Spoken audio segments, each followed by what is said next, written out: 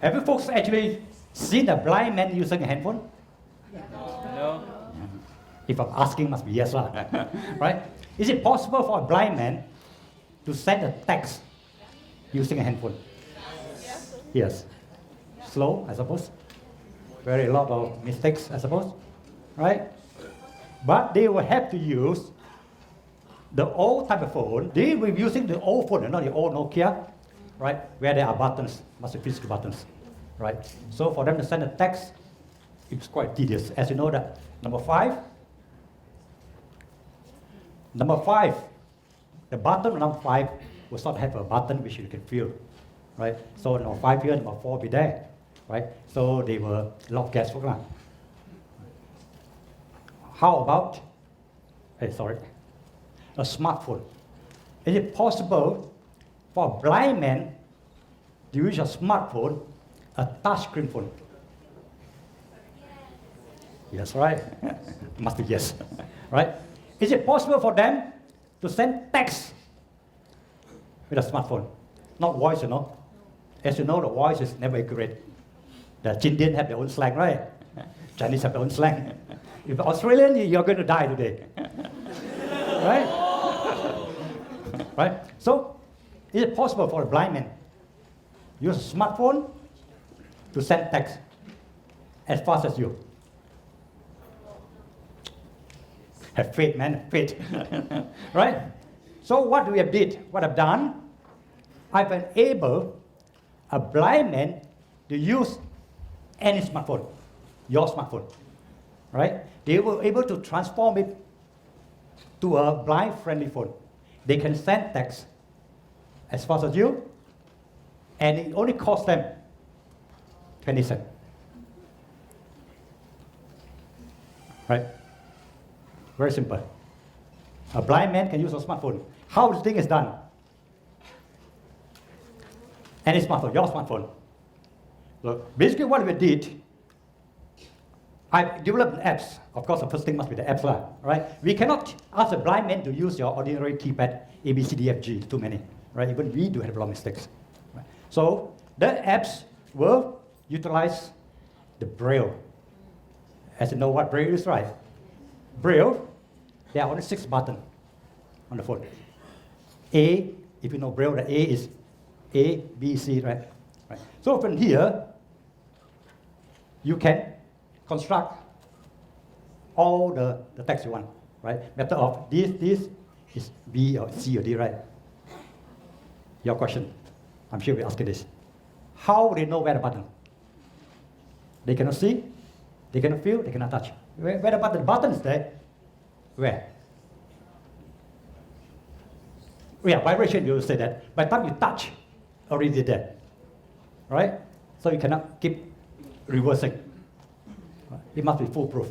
One touch is A, one touch is E, you know? L, whatever, no? You can actually type. So when you send, you will say, no, you can do anything. Your question is, how we can enable the blind man to know where are the buttons so they can touch? Wow, look at this. It's a 20-cent solution. There's one time, there's a guy who won the Rolex award to solve this problem, to enable the blind man to use a smartphone. What he suggested that he want to make the screen to be thermosensitive. As you touch, the thing float up. So of course, it'll be expensive, right? These type of projects will never go off the lab.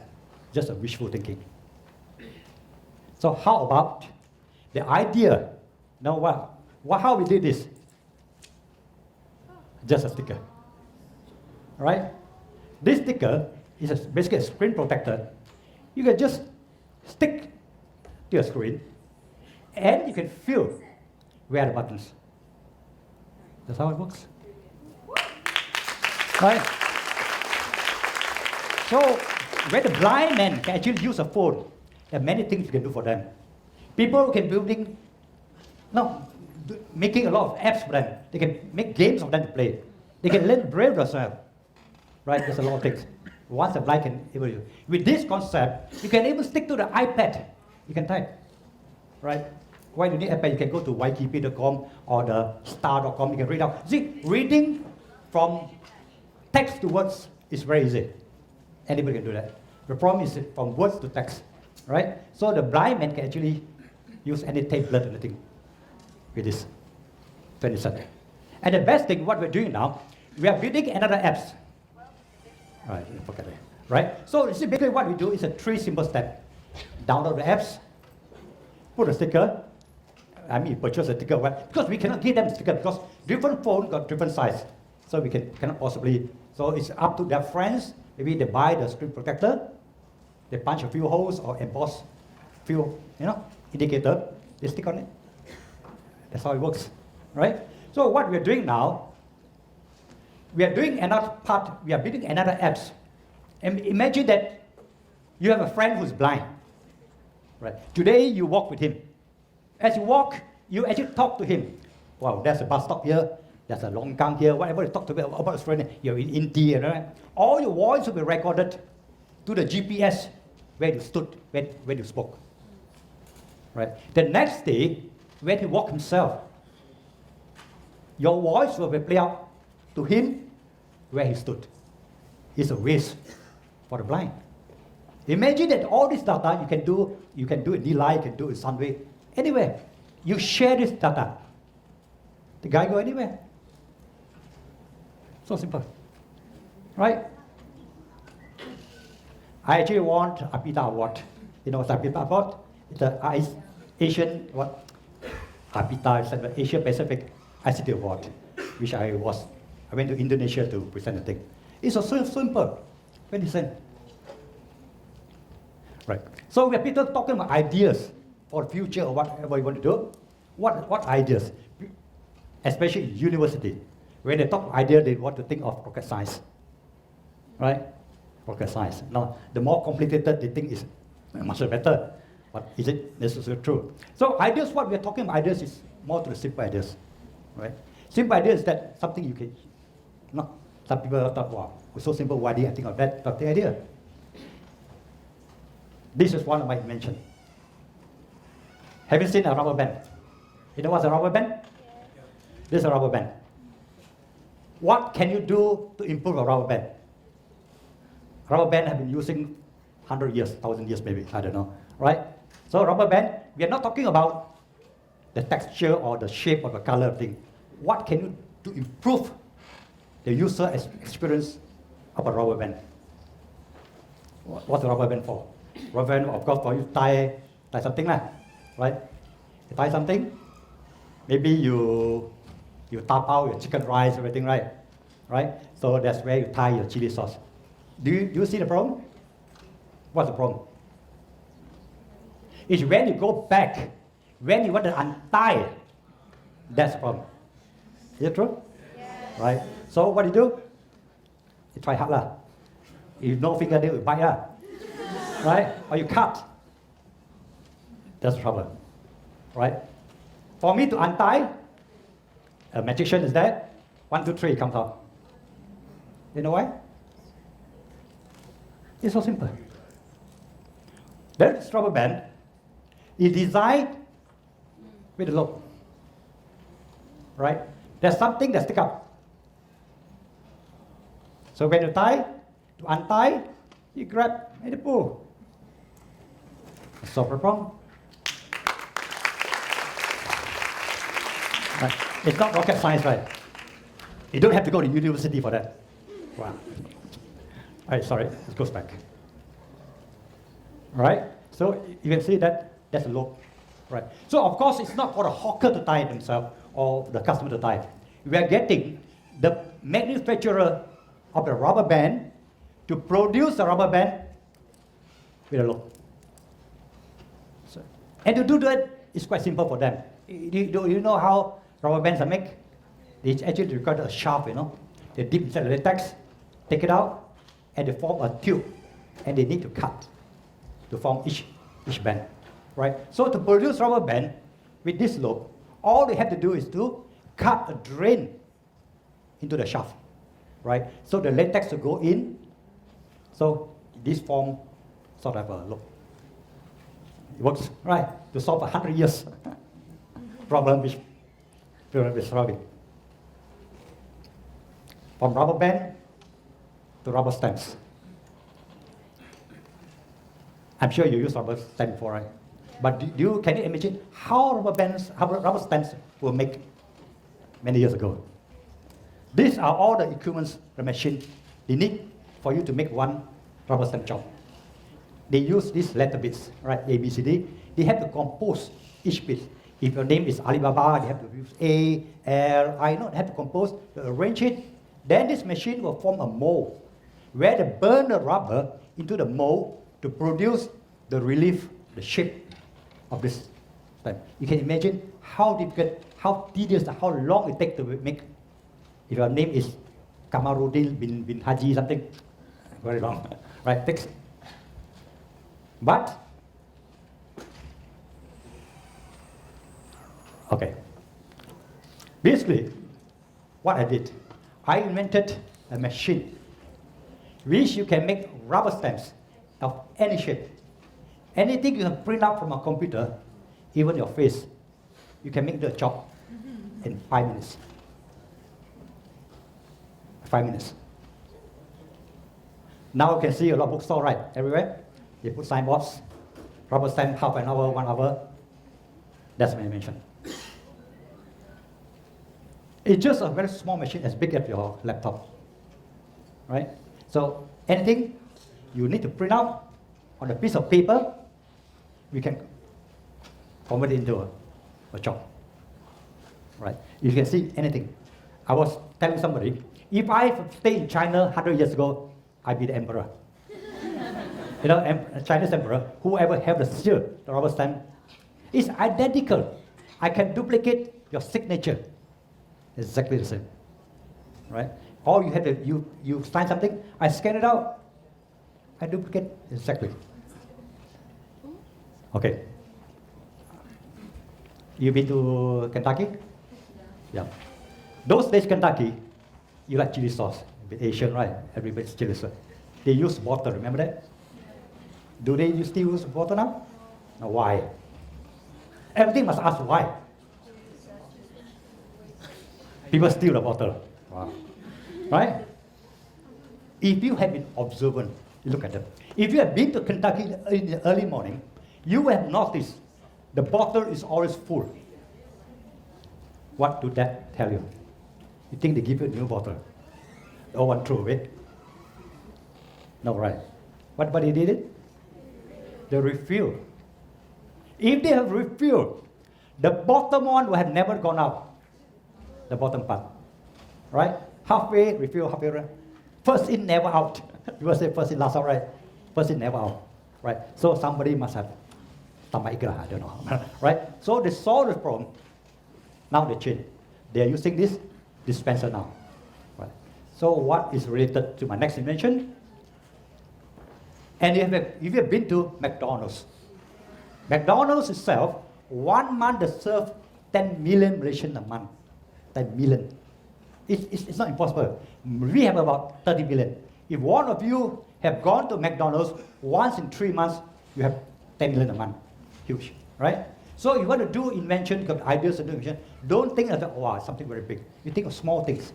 Like, if you have come up with something simple, such as packaging or thing, you have sold 10 million pieces a month. It's a lot, right? So what can you do? What can you supply to McDonald's? You've seen this? You like chili sauce. You go to McDonald's, you want to take chili sauce, you have to take this little plastic plate, right? This plate. Do you see a problem with this plate? Yeah. What? Yes.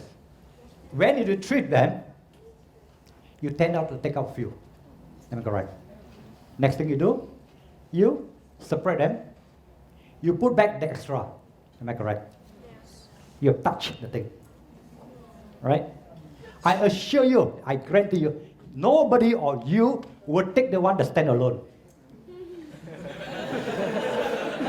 You actually know the problem, but you don't care. You take one at the bottom, you take one at the center. You don't even take the one at the top. Right? That's what, actually you know the problem, but you are not in the culture to think or want to improve it. I don't know, right? If you can solve this problem, 10 million pieces a month, it's a lot, right? So what can you actually solve this problem? Don't tell me that you want to make a vacuum that suck it up or use a spiral to cut each part. It won't work. Murphy's law applied every time. Anything can go wrong, will go wrong. So the best invention is that you must actually prevent as much as possible for any wrongs from happening. So the answer must be a dispenser.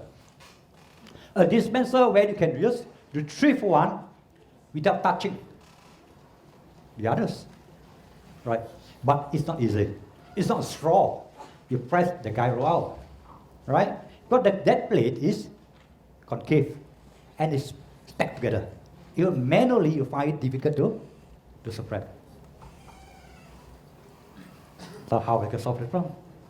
That's where your engineering comes in, right? So invention takes a lot of things, not just ideas. You must know the basic engineering and things like that. So my invention to solve this problem, the plate itself, when you retrieve them, is flat. You take it out like card, you push it down. Right? You push it down, it forms, it works something like this. Right? Imagine that is the plate, this is the whole concept. You take out, it's flat, it forms a plate. Right? So, it works the same principle as a lantern. Right? You can take the concept of lantern, make it a plate. So the story will be easy. So one day, very soon, because my patent is coming out, right? When you go to McDonald's, you can see this dispenser. It will be nicely mounted on the wall. It's not like, a blue tray, like a hardware, like people put screw and nut, Right, so you just go there, you just retrieve, it works. Right, so hopefully you see this soon. Because that's the best thing about this, there is no extra cost for them. The materials, example like it's 2 inch by 2 inch, it's still by 2 inch by 2 inch. But it's the design where we do not intrude the thing out when it's during production. So the mold will make it as such that, it's flat and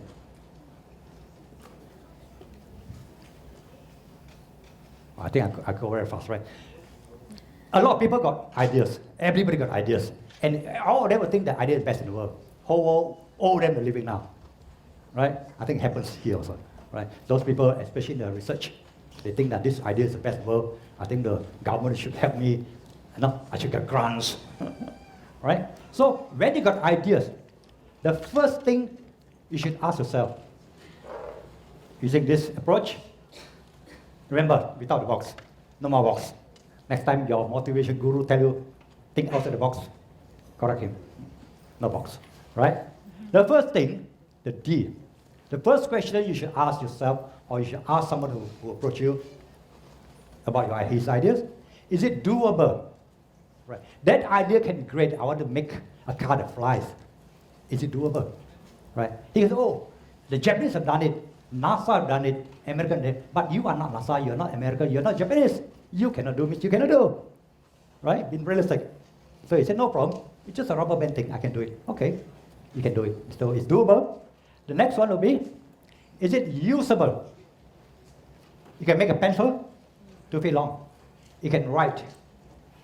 But can you use? Is it practical? Right? You can make a handphone so heavy.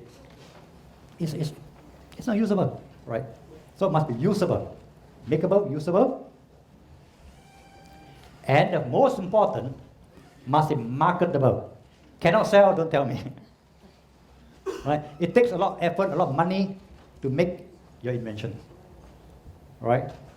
So let's say free one, no problem. People queue. But ask them to pay. That's the question, whether they want to buy or not. Even you can market, you can sell. Is it bankable? Can make money or not? Right?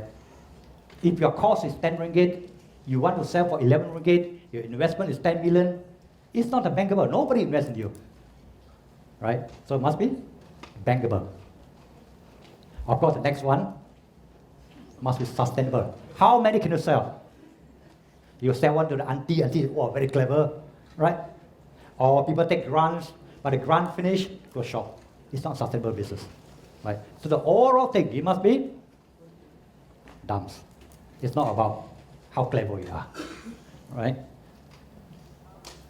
So through the years, I've won many awards, right? Back in, oh, my friend, right? 1994, I was the National Inventor of the Year, which I beat all the PhDs. Oh. This award was from Ministry of Science, right? So this award usually won by researcher, maybe from Poland, Syria, all these researchers. Right? So I'm the first layman who actually won this award. So which I'm very proud of that throughout the years. And this is some of my international awards. So my profile didn't lie, right? So I was one of the earliest Malaysians to actually won a gold medal in Switzerland. That was for the rubber stamp machine. So people tell me, you're growing old, give a young one a chance. Don't compete so much. So they make me a judge. So I'm judging almost of the competition. You heard about ITEX, MTE, or Chip Tower, you know? I'm the judge. I usually judge all these things. Right? So apart from judging, I do a lot of workshops. You know, I train children. Most of the projects is from Ministry of Science or Ministry of Youth and Sports. Right? So all this, the conclusion with inventor is, thank you.